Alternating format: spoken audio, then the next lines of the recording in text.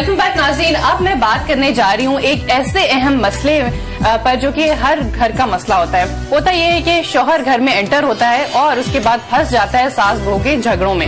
एक तरफ से शिकायतों की बौछार होती है और दूसरी तरफ से भी वही हाल होता है और वो परेशान हो जाता है और सोचता है कि अब मैं करूँ तो मैं क्या करूँ।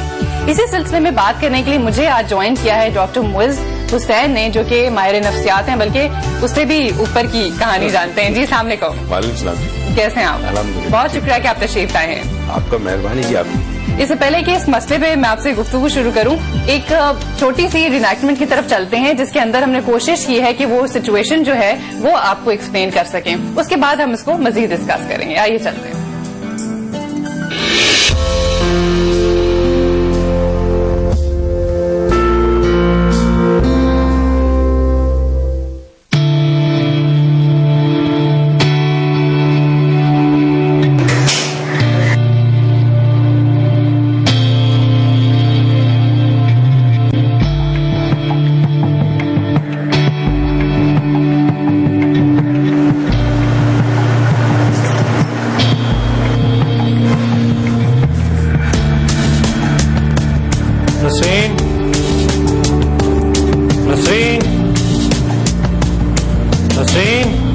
जी बेटा, इधर एक गिलास पानी पिलाइएगा। अच्छा बेटा।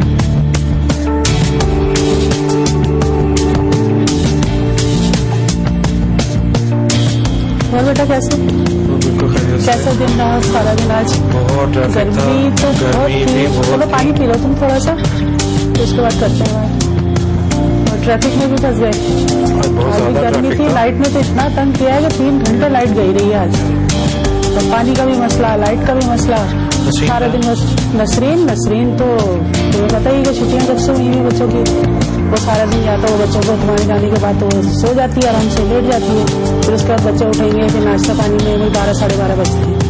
फिर आने के बाद तो वही होता है कि फिर देखो जब 12:30 बजे 1 बजे आएंगी तो जाहिर सी बात है कि मासियों के टाइम शुरू हो जाते हैं।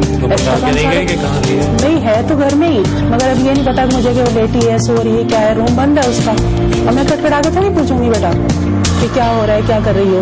तुम्हें पता मेरी आदत है, मैं तो जरा सी बात पूछती नहीं हूँ।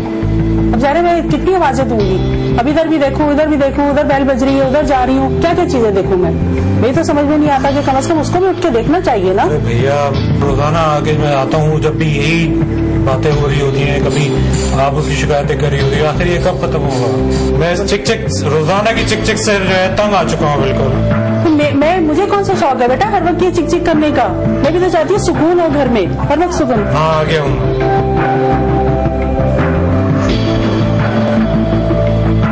आखिर तुम लोगों का आपस के मसले मसाइल कब खत्म होंगे? तुम लोग आपस में कब मिलके बैठोगे? क्या मैं हमेशा यही इन चीजों पर लगा रहूंगा कि आगे कभी आपकी सुनूं, कभी इनकी सुनूं? आखिर मैं कहाँ जाऊँ? आके ही लगा दिया आपने सब कुछ, थोड़ा इंतजार कर लेती। थोड़ा सा बंदा रेस्ट करता आया था, कब आपने आते ही लगा दिया। नहीं, अब इतनी देर से आवाजें दे रहा था वो, नसरीन नसरीन नसरीन नसरीन, पता ही नहीं कहाँ है। तो ज़ाहिर है वो अपनी अम्मा को आवाज देगा। फिर अब अम्मा आई है तो अम्मा तो 2 बोल बोलेंगी। क्या होता सारा दिन, जितना हो सकता है मुझसे उतना तो करती हूँ ना मैं काम। आपको एक रहती है शिकायत, आपको हमेशा ही शिकायत रहती है। आप जब तक बोल नहीं लेती ना, आपका दिल हल्का नहीं होता। मैंने उसको सही बात बोली है जो दिन भर चलता है, मैंने कोई गलत बात नहीं बोली।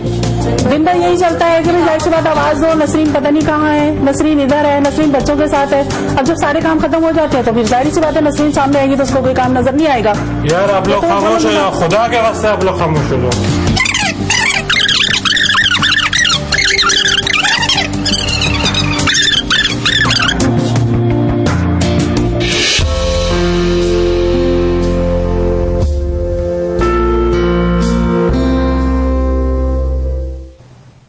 सास बहू की जंग में शौहर तो हो गया परेशान। अब इसका क्या हल है? अगर आप भी चाहते हैं अपने घर को जन्नत बनाना तो कॉल कीजिए 021322708661 हमारा नंबर है। और इस पे अगर इस तरह का कोई मिलता जुलता मसला आपके साथ भी दरपेश है तो आप कॉल कीजिए, इसका हल आज डॉक्टर मुइज़ देंगे। आपने भी देखा तो अब घर घर की कहानी है। सही बात है, बिल्कुल। और इसमें हस्बैंड जो है उसे कहते हैं सैंडविच बन जाता है। और एक इसकी सबसे बड़ी वजह यह है कि जिस मर्द में इतनी हिम्मत ना हो कि वो स्टैंड ले सके फॉर व्हाट इज राइट, हक। लेकिन ये भी तो बड़ा सवाल है कि सही क्या है, क्योंकि अक्सर मर्दों को पता ही नहीं चलता कि क्या सही है और क्या गलत है। देखिए होता ही है कि जब आप 2 लोगों की बातें सुनते हैं तो हर आदमी अपना नुक्ता नजर पेश करता है, and everybody thinks that I am right and the other person is wrong. ये दुनिया में होता है। अब इतनी होनी चाहिए कि जी आपने माँ की सुनी, उसके बाद आपने बीवी की सुनी। अब आपको ये देखना है कि जी चेक ये होता है कि कोई किसी पे इल्जाम तराशी करार करता जब है तो वो गलत होता है। अपना नुक्ता नजर बताना अलग बात है कि जी ये इतना काम करती हूं मैं ये करती हूं, मगर अगर जब आप फिंगर पॉइंट करते हैं किसी की तरफ, that's where you are wrong. वहां हस्बैंड को या बेटा जो भी है, दोनों रोल अदा कर रहा है, उसको एक स्टैंड लेना होगा। और स्टैंड ये लेना होगा कि वालदा की जगह अपनी है, अहमियत ज़ाहिर है, एहतराम है माँ का, वो अपनी जगह पे, और बीवी का हक अपनी जगह पे। मसला ये होता है कि चूंकि वो थका हुआ आता है, इनेविटेबली बहुत सारे इश्यूज होते हैं, थका हुआ इंसान जो है उसके आसाब पर बोझ होता है। जब बोझ होता है नर्वस सिस्टम पे, तो वो खुद इरिटेबल, एजिटेटेड होता है और वो फैसला नहीं कर पाता सही। तो इनेविटेबली वो क्या करता है, कभी अपनी माँ को ऐसी बात कह देगा, बदतमीजी कर देगा, बुरी बुरी बात कह देगा, या वाइफ को झाड़ देगा, या उसको उसके साथ बदतमीजी, रिएक्शन गलत हो जाता है।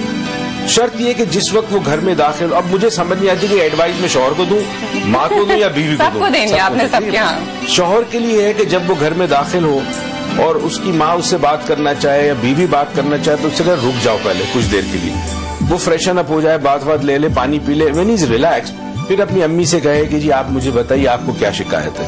ठीक है, जब कोई शिकायत बताई जाती है तो उसमें सुनने वाला जो है वो ये चीज जज करे कि सुनाने वाला जो है उसमें अपने इमोशंस या फीलिंग कितने डाल रहा है। देखिए बात बड़ी छोटी होती है, पतंगड़ बना देते हैं, राइट। तो उसमें देखिए फीलिंग्स कितनी है। ठीक है, अच्छा अपनी जाती फीलिंग्स है, वेंजेंस जिसको कहते हैं, बाज दफा ये होता है वेंजेंस होती है, उसके अंदर बिटरनेस होती है बहुत ज्यादा। तो पहले तो चेक करें कि जब अम्मी गुफ्तगू कर रही है तो उसकी बातों में फीलिंग्स कितनी है, प्लस सदाकत कितनी है। कई दफा इंसान जो है वो अपने लिए खुद ही एक रियलिटी क्रिएट करता है, चीज वो नहीं होती जिसे वो देखता है या बना देता है अपने जहन में। उसके बाद वो बीवी की बात सुने, ज़ाहिर है उसका भी हक है, वो भी घर में आई है, सही बात है। उसके बाद मुंसिफ के तौर पर फैसला करे, जैसे एक जज करता है, जहां वो टोटल ऑब्जेक्टिव हो, ना वो बेटा है ना वो शौहर है, वो सिर्फ एक इंसाफ करने वाला है कि जो इंसाफ इस तरह करेगा कि बीवी का हक भी अदा हो और माँ बाप के जो हुकूक है उसकी। लेकिन इसमें एक मसला है, वो ये है कि देखें अब एक मर्द का जो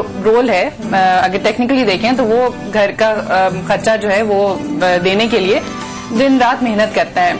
अब वो पूरा दिन, चाहे अगर समझे लेट से कि चलो ऑफिस में काम कर रहे हैं, मुलाजमत कर रहे हैं, अब वो पूरा दिन मेहनत कर रहा है और वहां पे उसको डांट पड़ रही है, बॉस जो है वो उसको तरह तरह की सलवातें सुना रहा है और वो उसको बर्दाश्त करनी है, उसको कुछ नहीं कहना उसको आगे से। अब वो जो चीजें उसके दिमाग में आती रहती, बर्दाश्त कर रहा है, जब वो घर पहुंचता है तो उसका एक तरह से ये भी दिल चाहता है कि उस फ्रस्ट्रेशन को बाहर निकाले, लेकिन उसको आगे से जो रिस्पांस मिलता है तो उसमें अगर ये डेली बेसिस पे इसी तरह ही चलता रहे तो वो तो फंस के रह जाएगा, रोज ही वो एक अदालत लगा के बैठा होगा। बात की थी शौहर की कि शौहर को क्या करना चाहिए, अब हम बात करते हैं माँ को क्या करना चाहिए, बीवी को। ये काम माँ और बीवी का है। शौहर को तो बेसिकली मुंसिफ की तरह इंसाफ करना है, ठीक है, दोनों तरफ से बराबर देखना है, ठीक है।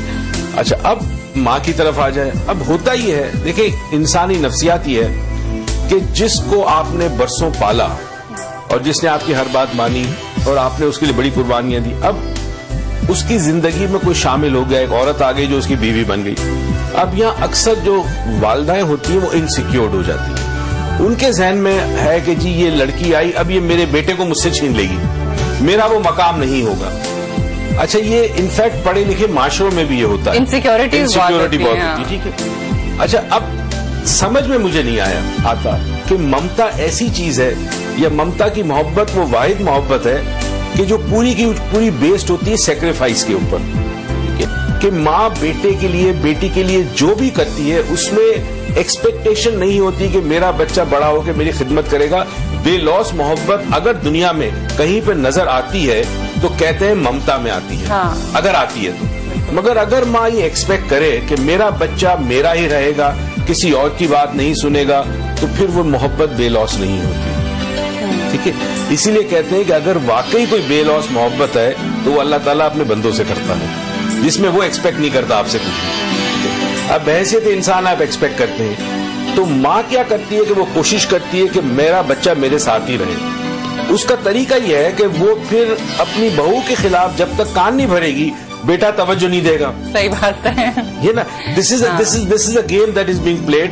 इवन अनपढ़ इंसान भी जो है वो इस गेम को बड़ी अच्छी तरह बिल्कुल। डॉक्टर मोइज, सर ब्रेक की तरफ चलते हैं। यहाँ पे इस वक्त माँ क्या की जो इनसिक्योरिटीज होती हैं वो तो बताइए, अब जो बहू है उसकी क्या इनसिक्योरिटीज होती हैं? उसकी यही कोशिश, अक्सर बहुओं की ये कोशिश होती है कि माँ बाप से दूर कर दिया जाए। अब उसके पीछे क्या रीजन है उसको भी हम डिस्कस करेंगे। ब्रेक की तरफ चलते हैं। ब्रेक से वापस आके आपकी कॉल्स में प्रोग्राम में शामिल करूंगी। इसी हवाले से आपके मसलों को हल करने की कोशिश की जाएगी। चलते हैं ब्रेक की तरफ।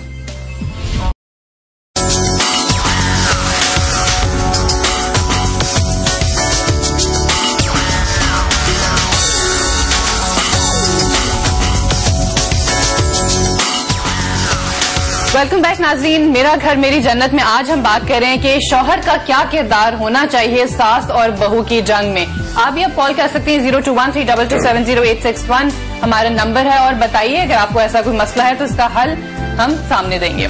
अच्छा जी, अब हम आ जाते हैं बहू की जानिब। अच्छा, अब यहाँ बहू का क्या किरदार है? जिस तरह माँ ये समझती है कि ये नई लड़की जो घर में आई है, मैं बरसों से इस तरह खाना बनाती थी, इस तरह सफाई होती थी, इतने बजे लोग उठते हैं, इतने बजे सोते हैं, ये मेरा बेटा जिसको मैंने पाला और ये इसको छीन लेगी, तो इनसिक्योरिटी वहां से होती है। अब आपको ये देखना है कि एक लड़की जिसने 20-22 साल जिंदगी अपने माँ बाप के घर गुजारी, वहां के रस्मों रिवाज, खाने पहनने के तरीके, सब कुछ, वो अपना माजी छोड़ के आई है। वेरी इंपॉर्टेंट टू अंडरस्टैंड कि 20 साल में इंसान की पर्सनैलिटी इतनी फिक्स हो जाती है, उसके बाद वो बिल्कुल नए माहौल, नए घर में आई जहां शायद चिकन कोरमा किसी और तरीके से बनता है, ठीक है ना, वहां दाल जो है वो इतवार को बनती है, अम्मा के घर फ्राइडे को बनती थी।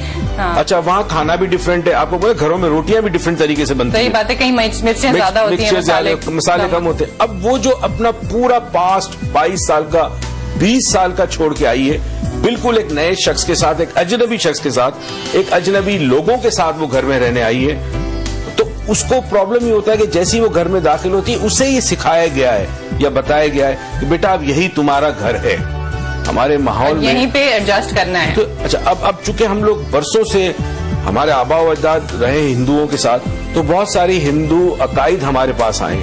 अच्छा, वहां ये होता है कि जी औरत जब घर से निकलती तो उसके बाद उसकी या तो अर्थी आएगी या फिर उसकी डोली जाएगी, अर्थी आएगी, उसके अलावा वो माँ बाप के घर पे नहीं आ सकती, राइट। और अगर शौहर मर जाता है तो बेवा की कोई वैल्यू नहीं होती, सारी जिंदगी सफेद चादर पहन के गुजारती है।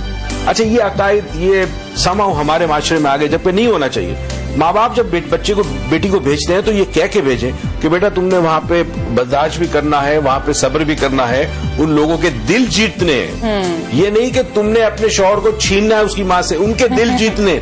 और अगर कभी जिंदगी में तुम्हें कोई प्रॉब्लम है तो हम बैठे हैं, ये भाई कहे इस बात को, बाप कहे, माँ कहे कि हम बैठे हैं, तुम्हें कभी तन्हा नहीं छोड़ेंगे, तो बच्ची कॉन्फिडेंस के जा जाती है, बिल्कुल तो सपोर्ट होती है। अब होता है कि उसको सपोर्ट नहीं होती, ठीक है। यहाँ हम समझते हैं कि बेटी बोझ है, जल्दी से शादी करो ताकि हमारा फर्ज पूरा हो। बस आप शिकायत कुछ ना कहना। अब आपने उसको भेज दिया, अब वो एक एलियन टेरिटरी है, उस एलियन टेरिटरी में उसे अपनी एक पोजीशनिंग करनी, जगह बनानी। अच्छा, जगह बन नहीं सकती क्योंकि सास ऑलरेडी एक मौजूद है वहां पर, जिसके कंट्रोल में सब कुछ है, चाबियां उसके पास है तिजोरी की, है ना। अब लड़की क्या करती है कि लड़की के पास सिर्फ एक ही रास्ता है जगह बनाने का, और वो है शौहर के जरिए। अगर वो शौहर को अपने कंट्रोल में कर ले तो उस घर में उसकी एक पोजीशन हो जाती है। अगर शौहर कंट्रोल में नहीं है तो पोजीशन नहीं हो सकती। लेकिन कंट्रोल से मुराद क्या है? अब मैं इस पे आ रहा हूं। पहले शौहर उसकी बात माने, चाहे जायज हो या नाजायज हो, हाँ, ये कंट्रोल होता है, राइट। अब उसे है कि जी शौहर ने टाइम माँ को भी देना है। अगर माँ के पास जाएगा तो माँ मेरे खिलाफ, ये अजम्पशन भी करती है, कई दफा सास से बहुत अच्छी होती है, बहू को बेटी की तरह समझती है। ऐसे कई घर में जानता हूं जहां बहू नहीं है, बेटियां हैं, मगर अब इसके जहन में तो है ना कि मेरी सास जो है वो मेरे मियाँ के खिलाफ, मेरे मियाँ से बात करेगी, तो उसकी कोशिश है कि मेरा शौहर मेरी सास के साथ कम से कम वक्त गुजारे। अब ये टेंट्रम्स थ्रो करती है, कई दफा बीमारियों के बहाने करती है, मैं थकी हुई हूं, मैं आज बीमार हूं, तुम मेरे पास बैठते नहीं हो, तुम तो मुझे वक्त नहीं देते। अच्छा, औरत मजबूत उस वक्त होती है जब उसकी औलाद हो जाती है, जब बेटा या बेटी तो पैदा हो, करने का ना एक तरीका अब आ गया, अब उसके पास स्ट्रेंथ आ गई। अच्छा, ऑटोमेटिकली शौहर भी जब बाप बन गया तो अब वो दो रोल अदा कर रहा है। एक तो